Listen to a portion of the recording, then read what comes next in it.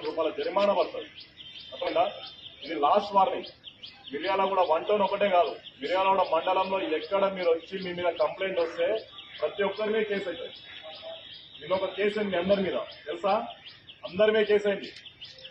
Last అవకాశం ఇస్తున్నా, బతకడానికి మీకు ఏవైతే అవకాశాలు ఉన్నాయో అవకాశాలు ఉపయోగించుకోండి. మీ అమ్మాయి కానిస్టేబుల్కి అప్లై చేసుకోండి. మీకు ఇంకేమైనా అవకాశాలు ఉంటే అవకాశాలు తీసుకోండి తప్ప అని ఒకరి ఇంటికి పోయి వాళ్ళ హక్కులను భంగం పరచకుండా మీరు డబ్బులు వసూలు చేసేది కరెక్ట్ కాదు. ఎక్స్ట్రాషన్ అంటారు దాన్ని. షీట్ ఓపెన్ చేస్తాం మీకు ఇప్పటి నుంచి. మీరు ఫ్యూచర్ లో ఏ గవర్నమెంట్ జాబ్ కూడా పనికిరారు.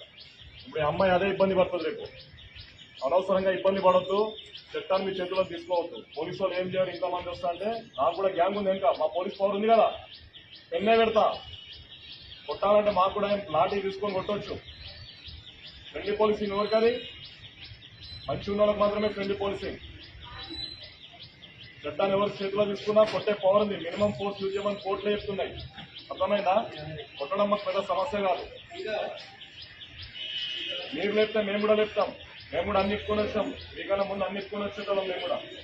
ఇవన్నీ తమాషాలు చేయదు. నెక్స్ట్ టైం చట్టం అంటే చట్టానికి అనుగుణంగా ఉండాలి అందరికీ.